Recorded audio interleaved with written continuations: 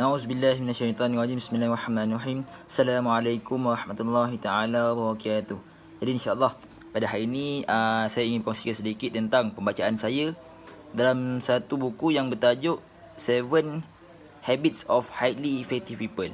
Daripada chapter yang keempat, iaitu habit yang keempat, iaitu think win-win. So sebelum kita menelusuri isi kandungan yang disampaikan, kan, pengarang buku ni ada menceritakan sedikit tentang pentingnya sifat cooperation dan sifat kerjasama dalam sebuah organisasi. Tak kisahlah syarikat ke, kan, maupun di universiti ke, di sekolah ke, tak kisah, kan. Tapi yang diceritakan dalam konteks buku ni sebagai contoh dalam sebuah syarikat. So betapa pentingnya cooperation ni, kerana cooperation ni lah yang akan menyebabkan sesuatu kerja itu menjadi lebih mudah, man. Kita semua tahu. Contoh dalam kerja dakwah kita ni. Dalam kerja dakwah ni kita ambil contoh dalam sesuatu yang kita lakukan, kan, dalam halaqah kita. Kita ada tugas mas'ul, kan.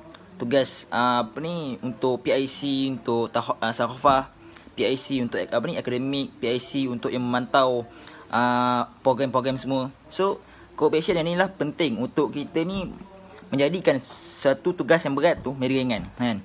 Ini semua tahu, kan. Menjadikan sesuatu yang apa yang kita plan tu akan berjalan lancar. And yang kedua, dia mengisahkan tentang sifat open-minded. Open-minded dalam diri seorang ni, kan. Kita tengok contoh kita dalam konteks kita dalam mengerja kerja dakwah ni.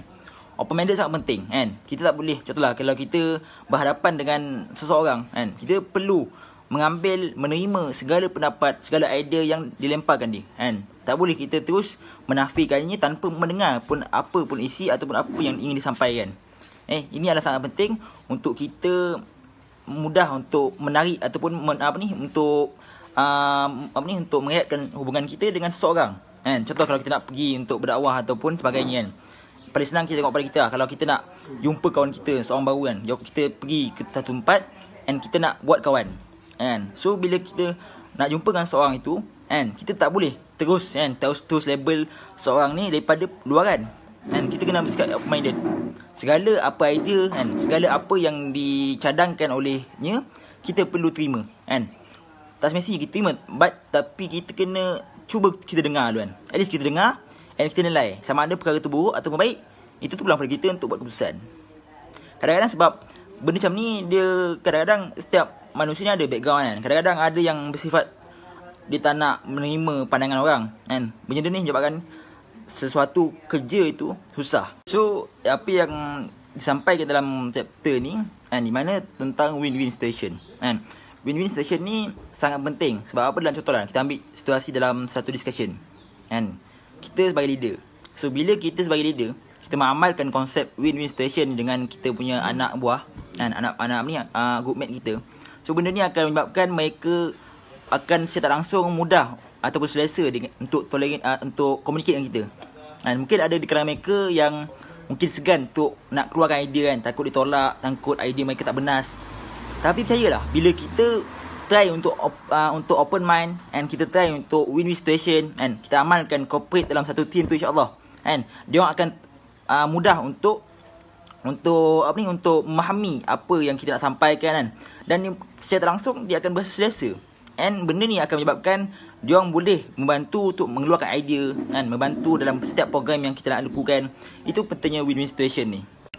Sebab apa, kan, kalau kita bersikap bukan open-minded, kita tak bersikap open-minded macam apa yang dinyatakan oleh pengarang ni, kan. Contoh ni, kalau kita hanya berpegang teguh pada pendirian kita tanpa kita mendengar apa pun, kan, idea yang dilemparkan, kan, oleh semua ahli kumpulan kita, ia secara langsung dia boleh menyebabkan ahli kumpulan kita ni merasakan yang bahawa dia tak akan susah untuk mengeluarkan idea atau susah untuk membantu kita. Sebab apa? Dia fikir, alah, susah lah nak keluarkan idea. Kalau aku keluarkan idea pun, aku rasa idea aku macam idea kampung-kampung, kan.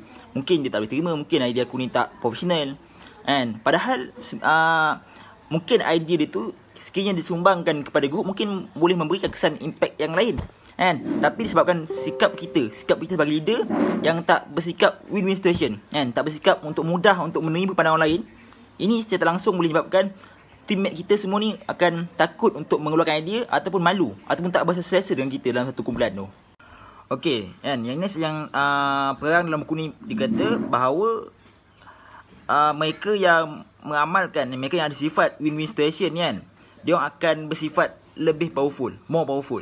And sebab apa? Sebab bila dalam sebuah syarikat, contoh kita ambil sebuah syarikat, and bila dia bersifat win-win situation, and dia mudah untuk open minded, menerima semua pendapat yang lain, and jadi secara langsung dia akan meningkatkan mutu kerja dia. And dengan cara ini akan boleh menambahkan, akan menjadikan dia ni lebih menonjol berbanding yang lain. And so untuk menjadi diri kita ni sebagai win-win, and ada beberapa step yang dikongsikan. Antara yang pertama sekali ialah kita kena tahu apa yang kita buat, and kita kena target, and kita kena tahu bila kita nak dapatkan something tu. Contoh macam dalam kita proses kita mentajimik, and kita kena tahu apa yang kita nak buat. Kita kena buat macam kita nak buat sharing ke apa ke, nak buat program on time and lain lah. And then kita kena target, bila kita nak dapat tu. Contohlah kita tahu tarikh sekian-sekian kita nak kumpulkan bantu berapa orang. Itu yang contoh yang kita boleh ambil lah. And then yang kedua, kita kena ada garis panduan. Garis panduan yang kita buat sendiri supaya something yang kita buat tu tercapai. Garis panduan atau timeline. Kita buat ni untuk memudahkan kerja kita. So bila kita memudahkan kerja kita ni, so kita tak akan rasa sekeliling kita ni akan mengganggu tugas kita ni. So dalam buku ni dia ada explain, ada 6 paradigma interaksi antara manusia ni. Yang pertama sekali ialah win-win situation lah. Di mana kedua-dua yang menang. Yang kedua ialah win-lose. Jika saya menang, awak kalah. Yang ketiga ialah situasi lose-win, di mana saya kalah, awak menang. Yang keempat ialah situasi lose-lose, di mana kedua pihak tu kalah. And yang kelima ialah situasi menang. Maksud dia mereka yang mempunyai mentaliti menang ni, dia takkan mudah untuk dikalahkan. And yang keenam ialah tiada win-win ataupun no deal. Tak ada perjanjian ataupun tak ada sebarang bentuk macam deal lah. So maksud dia kalau mereka dapat mencapai agreement, dia akan capai persepakatan yang sama daripada dua pihak. So dia akan menyebabkan tak ada sebarang bentuk kalah menang, siapa kalah siapa menang, tak ada. So itu ialah no deal. So apa yang saya dapat simpulkan pada hari ni di mana setiap perkara yang kita lakukan tak kisah dah dalam konteks kerja assignment ke ataupun tugas syarikat apapun, yang paling penting untuk mendapatkan sesuatu matlamat kita tu, kita perlu meletakkan effort kita tinggi. Tak boleh effort kita 50-50. Kita menyertakan effort kita sekadar 50-50. Tapi kita nak hasil yang maksimum. Sama lah sebab kita nak macam ni. Kita nak satu pokok ni hidup dengan subur. Tapi kita bagi air lebih kepada pokok yang lain. Kita tak fokus kepada pokok tu.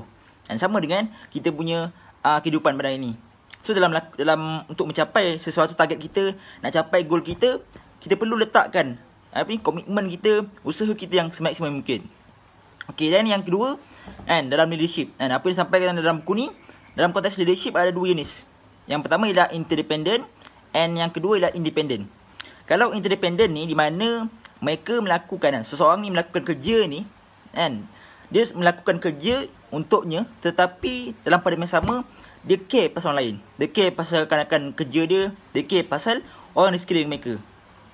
Tetapi independent person, dia hanya melakukan kerja itu, dia melakukan kerja itu fokus pada kerja tersebut. Dia mungkin care pasal orang sekeliling, tapi dia lebihkan fokus kepada kerjanya berbanding orang lain. Jadi apa yang kita dapat simpul tadi ada yang pertama tadi ialah win-win situation. So win-win situation ni di mana kedua-dua pihak ni akan mendapat manfaat, mendapat kelebihan dan mendapat untung masing-masing. Tak ada yang rugi pun. Tapi yang diceritakan second, iaitu win-lose dengan lose-win. Lose-win ni dikatakan lebih teruk daripada win-lose. Sebab apa? Sebab lose-win ni kita membiarkan diri kita ni kalah. Sometimes kita membiarkan diri kita kalah. Sebab apa? Sebab ibarat kita ni tak nak compete. Kita tak nak bersaing dengan orang lain. Padahal persaingan kat luar sana tu lebih mencabar kan, dalam terutama dalam era hari ni. So bila kita membiarkan, kita mengamalkan konsep lose win, ini akan menyebabkan kita ni tidak akan cenderung untuk lebih yang menjadi efektif. So kita tak akan mempunyai pengalaman, kita tak akan mencuba untuk mengharungi competition dalam syarikat-syarikat yang lain kan. Kalau dalam contoh dalam konteks dalam konteks kita di sekolah kan, ataupun di universiti. So bila kita tak mencuba untuk win-lose ni kan, kita hanya lose win, kita hanya membiarkan pihak lain menang, tak ada pun competition, bahkan kita ni tak akan cuba untuk memajukan diri kita. Kita akan cuba untuk memajukan kita punya kita punya potensial yang ada daripada diri kita kan. Seakan-akan kita membiarkan pihak lain menang untuk mereka sahaja mendapat benefit, bukan kita. So next dia cerita kan, kalau mereka yang win-lose ni and mereka yang bersifat lose-win, kalau mereka bekerja dalam satu kumpulan kan, akan win-lose ni akan mudah untuk membuli ataupun mudah untuk ambil kesempatan kepada mereka yang lose-win ni. Sebab apa? Sebab win-lose ni akan mudah kan, mereka merasakan mereka senang nak kuasai diorang kan, mereka senang nak handle diorang. And lose-win ni tak ada apa-apa tindakan pun yang diorang nak cuba buat untuk compete ataupun untuk menonjolkan diri diorang dalam kumpulan tu.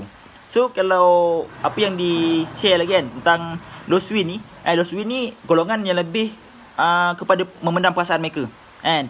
Dia lebih kepada pendam, dia tak nak share sebab mereka rasa mereka nak kalah mereka tak nak compete. So mereka pendam perasaan mereka mereka merasakan kalau aku share benda ni, kalau aku share something ni, macam tak akan ada benefit dari aku, akan menjadi masalah tu bertambah-tambah masalah ni kan. So ini bagi sifat lose win. Okay, next ialah tentang sifat lose people kan. Maksud dia dua-dua tu tak nak kalah dua-dua tu nak menang. So diorang ni dianggap sebagai macam stubborn macam degil kan, degil, keras kepala. Sebab diorang tak nak mencapai satu sepakat yang menentukan siapa kalah siapa menang. So diorang dua-dua nak menang, dua-dua nak kalah kan. And then yang terakhir sekali ialah tentang no deal. No deal ni maksudnya no deal ni dianggap sebagai diorang ni suka untuk mencari solusi terakhir. Sebab mengapa?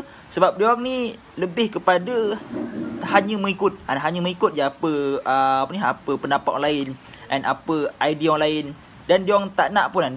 Diorang hanya, kalau orang tu kata okey, kalau kita nak buat ni kita kena ni, so dia ikut, dia tunduk je kan. Dia tak nak bagi sebarang idea ataupun cadangan kan. So dia ni suka untuk membuat ataupun menghasilkan solusi untuk sesuatu pekerjaan tu. Mungkin mereka ni akan dapat sesuatu apa yang target tu kan. Mungkin mereka dapat cari jalan penyelesaian, tetapi mereka akan lambat berbanding mereka yang win-win situation. Sebab win-win situation ni mereka mendengar pandangan orang lain. Tetapi no deal ni dia tidak mendengar dan tidak mahu memberi sebarang idea kan. Yang apa yang mereka lakukan, mereka hanya tunduk je kepada apa pun idea yang dilontarkan oleh siapa. So saya rasa itu saja setakat ini perkongsian dalam pembacaan saya dalam buku 7 Habits of Highly Effective People dalam chapter keempat, iaitu tentang Think Win-Win. Jadi insyaAllah setakat itu saja. Assalamualaikum warahmatullahi taala wabarakatuh.